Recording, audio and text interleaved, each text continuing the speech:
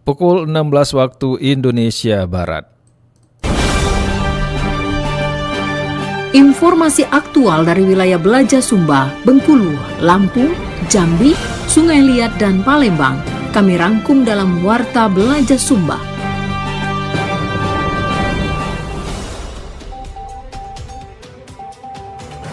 Kecanggihan teknologi dinilai oleh pemerhati kerap menjadi sarana kekerasan pada anak. Kapolda Kepulauan Bangka Belitung meminta jajarannya waspada tumbuh kembali geng motor yang meresahkan masyarakat. Itulah diantaranya informasi yang kami hadirkan sore hari ini, Senin 4 Agustus 2025 yang berhasil dihimpun tim redaksi RRI Palembang. Bersama saya Abbas Surya, inilah Warta Belaja Sumba selengkapnya. Kami awali Warta Belaja Sumba hari ini dari Bumi Rafflesia, Bengkulu. Pasar Bembah, dusun tepi, Tabah Penanjung, Tebingo tinggi, sembah disusun 10 jari, bertando adat pemagar negeri. Jauh nian, pasar Bintuhan dari Pendengar, kecanggihan teknologi dinilai oleh pemerhati kerap menjadi sarana kekerasan pada anak. Berikut laporan reporter Reja Ariwibowo dari RRI Bengkulu. Teknologi yang tidak digunakan secara bijak semakin memperparah maraknya tindak kekerasan terhadap perempuan. Teknologi yang dibuat untuk mempermudah hidup masyarakat, namun menurut pemerhati sosial Suhanderi kerap disalahgunakan. Tak lagi menjadi rahasia publik, mencari konten-konten negatif bisa dengan mudah dilakukan oleh anak-anak bahkan kalangan usia 5 tahun, terlebih oleh masyarakat dewasa. Menurutnya, data menunjukkan bila terjadi peningkatan jumlah pengakses internet di kalangan anak usia 13 tahun ke bawah yang mencapai 10% dari angka sebelumnya hanya 5%. Pengaruh dari teknologi tersebut menimbulkan perilaku menyimpang yang menjadikan perempuan sebagai kekerasan baik secara fisik, mental, terlebih kekerasan seksual menjadi fenomena yang seolah tak terbendung. Saya pikir ini ada semacam perubahan paradigma budaya kita ya. Budaya ini dalam konteks adalah kemajuan teknologi. Jadi kemajuan teknologi memang di satu sisi memberikan manfaat yang luar biasa bagi kita, bagi kehidupan kita. Cuman di satu sisi ternyata kita tergagap menghadapi teknologi itu. Jadi bagaimana kita membayangkan betapa ngerinya misalnya.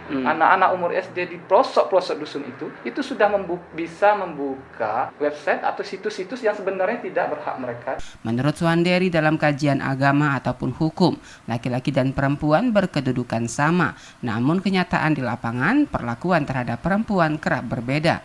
Perempuan selalu menjadi objek kekerasan bagi sejumlah pihak, khususnya bagi laki-laki, baik itu secara sosial, ekonomi, hingga budaya. Diperlukan kesadaran kolektif dari semua pihak agar tidak lagi menempatkan perempuan sebagai korban atau objek kekerasan. Momen Hari Hak Asasi Manusia Internasional 10 Desember menurutnya merupakan momen yang tepat bagi semua pihak untuk menyadari bila kekerasan sekecil apapun terhadap perempuan adalah bentuk pelanggaran HAM dan semestinya tidak ada lagi toleransi atas perilaku kekerasan terhadap mereka. Reja Ariwibowo melaporkan. Pendengar, dari Bengkulu kita menuju ke RRI Sungai Liat. Jam buku rimba buah lalu di belakang, ku santun, ku simpen kacamata dek geliat. Wahai anak muda Bangka Belitung, bangkitlah tebar semangat muda. Pendengar, Kapolda Kepulauan Bangka Belitung meminta jajarannya waspada tumbuh kembali geng motor yang meresahkan masyarakat. Debbie Nirwandi, RRI Sungai Liat melaporkan. Baik pendengar RRI dimanapun berada, dapat saya sampaikan dari Pangkal Pinang, Kepulauan Bangka Belitung, di mana geng motor menjadi salah satu atensi dari pihak kepolisian daerah Bangka Belitung.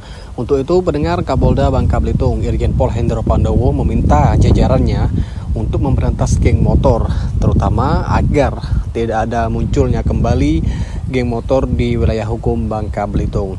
Kapolda Bangka Belitung juga meminta anggotanya, terutama yang di lapangan, untuk pasang mata, pasang telinga agar jangan sampai ada indikasi muncul kembali geng motor di wilayah hukum Bangka Belitung. Kapolda tak menginginkan tumbuh kembali geng motor di bumi serumpun sebalai ini.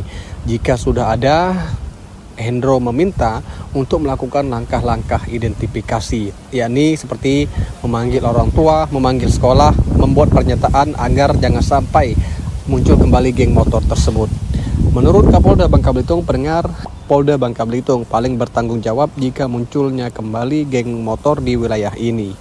Berikut cuplikan statement Kapolda Bangka Belitung tentang geng motor di wilayah Bangka Belitung. Pasang mata, pasang telinga, jangan sampai ada indikasi muncul geng motor. Ada geng motor pitbull, mana serta mana? Ya, mapping, monitor, kemudian ingatkan. Ada geng motor pojok, geng motor kenari, semuanya petakan.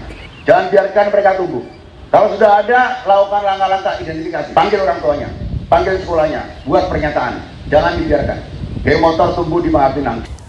Ya, sementara itu pendengar, Gubernur Bangka Belitung Hidayat Arsani menegaskan memberantas geng motor untuk menjaga keamanan dan ketertiban masyarakat di Bangka Belitung. Menurut Gubernur Babel ini, pemberantasan geng motor khususnya di kalangan pelajar sebagai langkah menekan tindak kriminal dan kejahatan yang meresahkan masyarakat. Baik pendengar, demikian laporan kami dari Pangkal Pinang, Bangka Belitung. RRI terus mengudara untuk Indonesia. Pendengar, dari Bangka Belitung kita menuju ke RRI Jambi.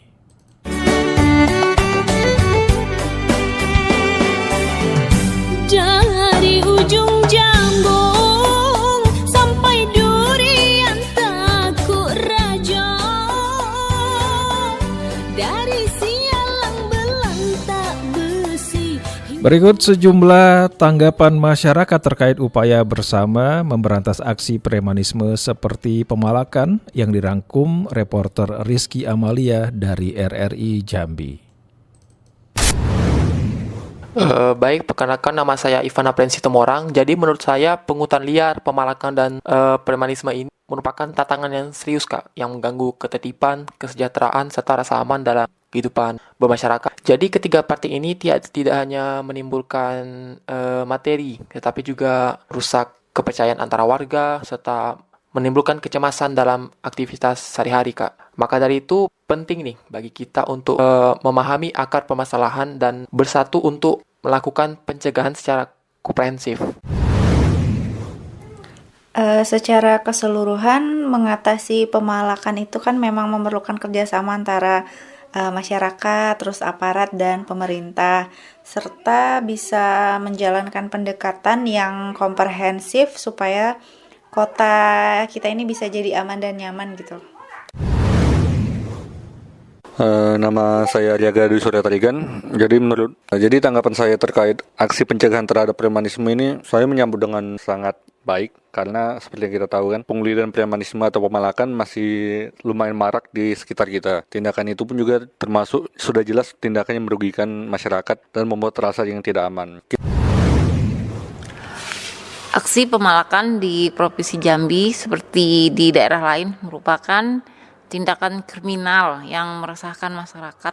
Kita harus meningkatkan patroli, terus pendidikan dan penyuluhan, serta penegakan hukum, serta peran serta masyarakat untuk dapat berperan aktif dalam menjaga keamanan lingkungan sekitar dan melapor jika ada melihat aktivitas yang mencurigakan. Baik pendengar, dari Jambi kita kembali ke Palembang. Palembang Darussalam, Palembang kota kita, terkenal sungai Musinyo, terkenal dengan pempeknya, jembatan Ampera yang anggun. Berkaitan dengan premanisme berkedok jukir liar. Berikut kita simak wawancara reporter Aditya Brianto bersama Kepala Bidang Bina Ketertiban Umum dan Ketentraman Masyarakat Satpol PP Kota Palembang, Ibu Sherly Panggarbesi, SEMSI.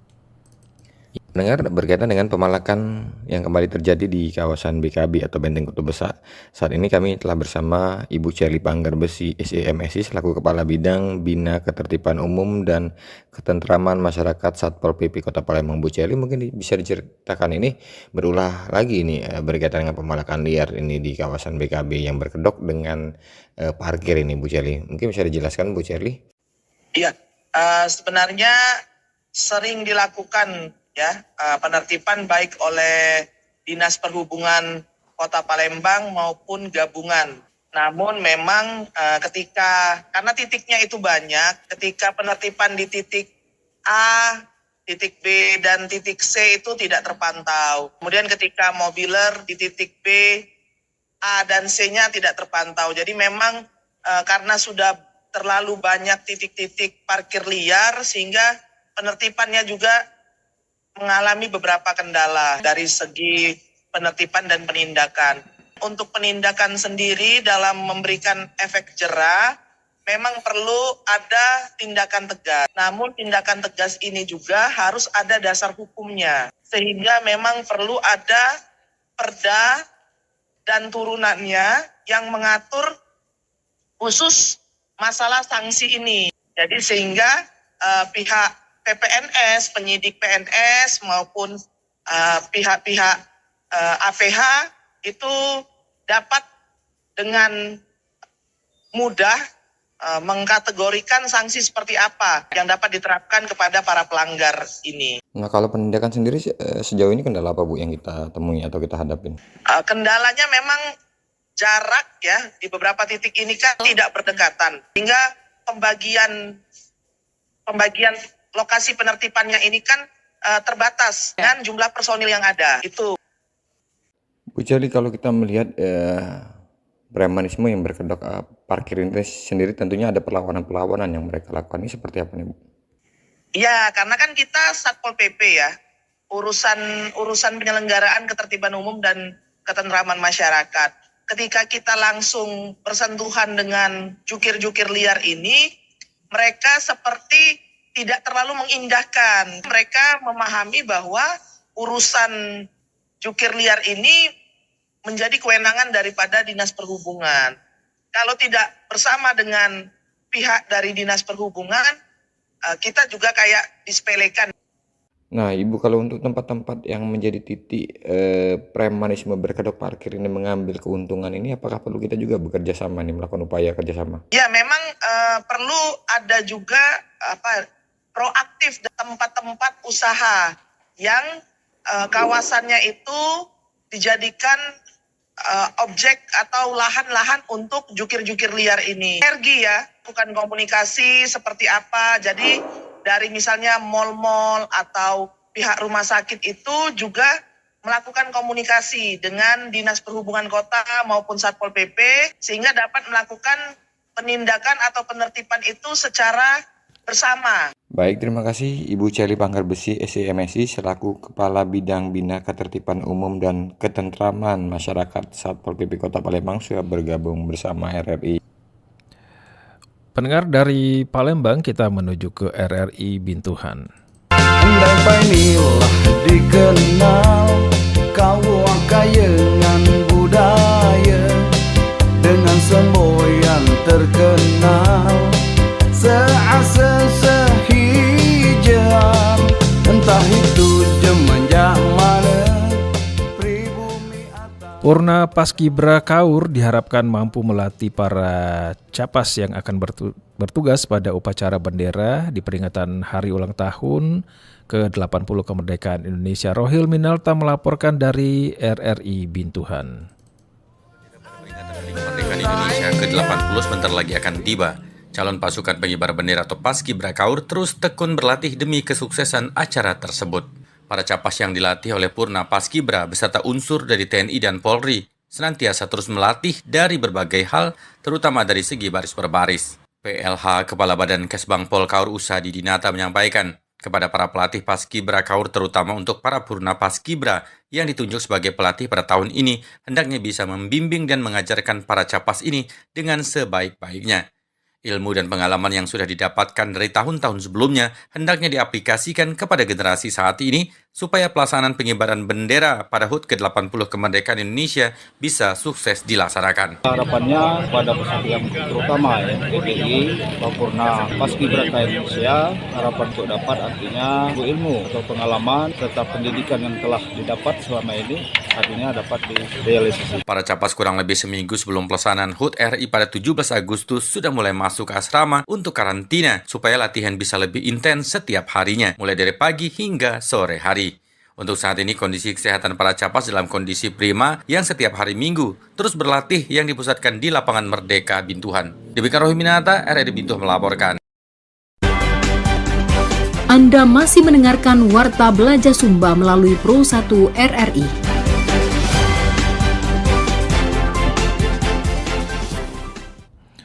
Dari Bintuhan, kita menuju ke stasiun produksi Belitung. Jam buku rimba buang lalu di belakang, ku santun, ku simpen kacamata dek ngeliat. Wahai anak muda Bangka Belitung, bangkitlah tebar semangatmu. Pendengar, Wakil Bupati Belitung Timur atau Beltim Hairil Anwar menyampaikan berdasarkan data tahun 2024 angka prevalensi stunting Kabupaten Belitung Timur turun menjadi 17,1%. Septrianingsi, RRI SP Belitung. Dalam rangka menurunkan angka stunting, pertama kolaborasi.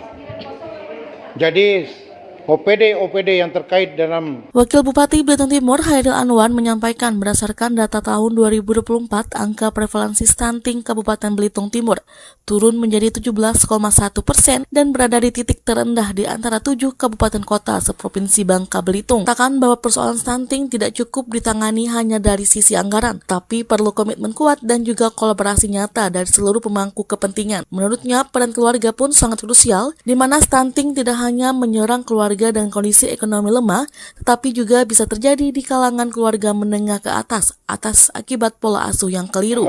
Tim penurun stunting ini betul-betul harus komen, baik dari segi strategi maupun keuangan, sehingga dengan kolaborasi yang kuat, yang baik, ini pasti akan memberikan dampak yang lebih baik terhadap penurun itu. Hairil menyatakan bahwa untuk menekan angka tersebut, OPD terkait yang tergabung dalam tim percepatan penurunan stunting Kabupaten Belitung Timur tidak bisa bekerja sendiri-sendiri dan peran serta masyarakat pun sangat penting untuk mensukseskan program tersebut.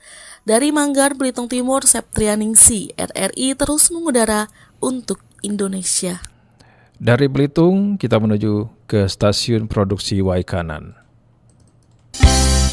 Wai besaire, wai umpun, mula jadi Waikanan, igok pakuan khatu, wai ruang sehaluan. Kapolres Waikanan AKBP Adanan Mangopang mengimbau masyarakat untuk berperan aktif informasi bahan pokok kepentingan MBG. Romadona, RRI SP Waikanan. Terkait dengan adanya beberapa oknum yang menahan menjadi penadah atau menjadi penimbun bahan-bahan bapokting atau bahan-bahan pokok penting, segera menginformasikan. Kapolres Waikanan AKBP Adanan Mangopang menghimbau masyarakat untuk berperan aktif dalam melaporkan jika menemukan adanya kendala atau penimbunan bahan pokok penting atau bapok terkait program makanan bergizi gratis. Himbauan ini disampaikan untuk memastikan kelancaran dan keberhasilan program pemerintah yang bertujuan untuk memenuhi kebutuhan gizi masyarakat. Dalam keterangannya saat dikonfirmasi oleh RRI, AKBP Adanan Mangopang menegaskan bahwa program makanan bergizi gratis merupakan prioritas nasional. Oleh karena itu, semua pihak termasuk masyarakat diharapkan dapat bekerja sama untuk mensukseskan cita-cita dari Presiden Republik Indonesia. Ia menambahkan, laporan dari masyarakat sangat berharga agar pihak kepolisian dapat segera mengambil langkah-langkah yang preventif, mulai dari penyelidikan hingga penindakan hukum jika ditemukan pelanggaran penimbunan bahan pokok, terutama yang berkaitan dengan program pemerintah dapat dikenakan sanksi tegas. Dan dalam kesempatan ini saya juga menghimbau apabila masyarakat memiliki informasi terkait dengan adanya beberapa oknum yang menahan, menjadi penadah atau menjadi penimbun bahan-bahan bapokting atau bahan-bahan pokok penting, segera menginformasikan kepada kita karena itu merupakan tugas pokok kami paling utama di Satgas Pangan adalah penegakan hukum. Apabila ada, kami akan tindak dengan tegas. Baik kepada warga masyarakat Kabupaten Waikanan, saya AKBP Adanan Mangopang SIK, Kapolres Waikanan berharap dan memohon kerjasamanya kepada masyarakat Kabupaten Waikanan untuk sama-sama kita menjaga situasi Kamtipmas yang sudah kondusif ini untuk menjaga stabilitas keamanan. Apabila tidak didukung oleh masyarakat, seluruh elemen masyarakat, maka itu akan menjadi sebuah hal yang mustahil. Namun apabila masyarakat berperan aktif, kami pun juga akan semakin lebih semangat bersama-sama dengan seluruh instansi terkait, elemen-elemen masyarakat, tokoh agama, tokoh adat yang ada di Kabupaten Waikanan ini. Insya Allah Waikanan yang aman dan kondusif akan segera terwujud dan bisa kita jaga sampai nanti waktu. Untuk mempermudah pelaporan, Kapolres menghimbau masyarakat agar bisa melaporkan melalui kanal-kanal resmi yang telah disediakan seperti kantor Polsek terdekat, Polres Waikanan, atau melalui layanan pesan singkat dan call center 110. Dengan adanya partisipasi aktif dari masyarakat, diharapkan program makan bergizi gratis dapat berjalan efektif, tepat sasaran, dan memberikan manfaat maksimal bagi seluruh warga Kabupaten Waikanan. Dari Waikanan, Ramadan melaporkan, RRI terus mengudara untuk Indonesia. Pendengar kita dari Waikanan, kita menuju ke Sungai Penuh.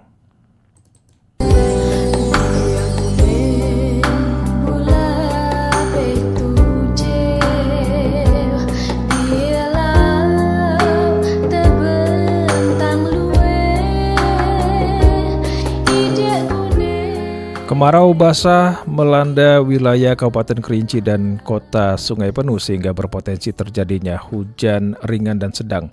Laporan disampaikan oleh Asep Sanjaya dari RRI Sungai Penuh. Meskipun telah memasuki musim kemarau, wilayah Kabupaten Kerinci dan Kota Sungai Penuh masih diguyur hujan ringan hingga sedang. Fenomena ini dikenal sebagai kemarau basah, di mana hujan tetap turun meskipun musim kemarau. Menurut Perita Nadia Putri, Prakirawan Cuaca BMKG Stasiun Depati Parbo Kerinci, kondisi geografis pegunungan di wilayah Kabupaten Kerinci dan Kota Sungai Penuh mendukung terbentuknya awan hujan sepanjang tahun. Selain itu, anomali iklim global seperti La Nina dan gangguan pola angin muson turut memicu curah hujan di musim kemarau. Kita kan topografi di wilayah pegunungan ya Pak ya. Jadi walaupun kita musim kemarau pun potensi terjadinya hujan itu masih ada. Walaupun dengan intensitas ringan ya, karena tercatat curah hujan yang ada pun masih tergolong rendah dan belum masuk dalam kriteria musim hujan begitu. Nah untuk itu ada istilah kemarau basah namanya kalau kita dalam meteorologi. Jadi ada faktor global dan faktor lokal. Ia menambahkan, BMKG Stasiun Depati Parbo Kerinci memprediksi musim kemarau basah ini akan berlangsung hingga Oktober dengan awal musim hujan diprediksi akan terjadi pada bulan November mendatang. Demikian Asep Sanjaya untuk Pro 1 RRI terus mengudara untuk Indonesia. Dari Sungai Penuh, kita akhiri Warta Belajar Sumba hari ini dari Lampung.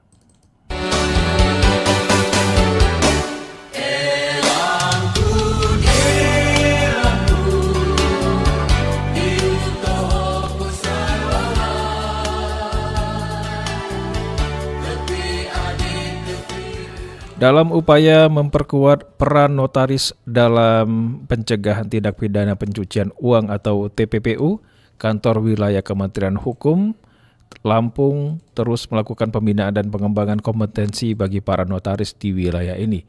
Berikut laporan Agung Gozaldi dari RRI Bandar Lampung. Ini adalah salah satu ikhtiar kita dari Kementerian Hukum bahwa salah satunya adalah pengembangan kompetensi. Sebagai bentuk tanggung jawab pemerintah dalam meningkatkan pemahaman dan kewaspadaan para notaris terhadap potensi keterlibatan dalam transaksi keuangan mencurigakan, Kanwil Kemenkum Lampung terus melakukan pembinaan. Kepala Divisi Pelayanan Hukum Kanwil Kemenkum Lampung Beni Daryono mengatakan, saat ini banyak sekali transaksi keuangan yang patut dicurigai dan notaris merupakan salah satu gerbang utama dari transaksi tersebut. Menurutnya, peran notaris menjadi krusial terutama dalam proses jual beli tanah, pendirian badan usaha maupun transaksi properti lainnya yang melibatkan dana dalam jumlah besar. Dalam beberapa kasus, modus pencucian uang dilakukan melalui pembentukan yayasan atau pembelian aset yang melibatkan notaris sebagai pejabat umum. Beni juga mengungkapkan bahwa hingga saat ini pihaknya telah melakukan pemeriksaan terhadap sejumlah notaris yang diduga terlibat dalam pelanggaran hukum terkait TPPU.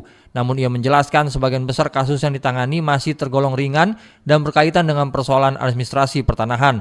Oleh karena itu, Kanwil Kemenkum Lampung terus mengedukasi dan mengingatkan para notaris agar lebih hati-hati serta memahami batas kewenangan dan tanggung jawab mereka. Ini adalah salah satu ikhtiar kita dari Kementerian Hukum bahwa salah satunya adalah pengembangan kompetensi bagi para notaris terkait dengan Undang Nomor 8 ya tahun 2010 bahwa sekarang itu banyak transaksi keuangan yang memang mencurigakan, sehingga dengan itu kami mungkin karena memang notaris ini salah satunya yang memang gerbang kuncinya juga dalam transaksi tersebut, dibuatlah kegiatan ini. Karena nanti ini sebagai panduan, makanya tadi narasumbernya kan dari PPATK kan. Itu salah satu syarat, bukan syarat sih, memang untuk memberikan pengawasan juga kepada notaris dengan pemberitahuan, pengembangan kompetensinya, sehingga mengetahui bahwa mereka itu harus berhati-hati dalam bertransaksi atau apapun. Sebagai bentuk komitmen, Beni menyebutkan bahwa mekanisme pelaporan dan pengawasan terhadap notaris telah diperkuat melalui Majelis Pengawas Daerah Wilayah dan Pusat. Selain itu, Kemenkum juga aktif turun ke lapangan jika ditemukan indikasi pelanggaran seperti yang terjadi dalam kasus Koperasi Merah Putih di sejumlah desa. Meskipun belum ada laporan mencolok terkait keterlibatan notaris dalam pencucian uang di tahun ini, pihaknya tetap berkomitmen menjalankan fungsi pengawasan secara berkelanjutan. Agung Gazaldi melaporkan, RRI terus mengudara untuk Indonesia. Laporan dari Bumi Raflesia tadi mengakhiri Warta Belajar Sumba hari ini. Atas nama kerabat kerja yang bertugas, saya Abbas Surya. Selamat sore dan sampai jumpa.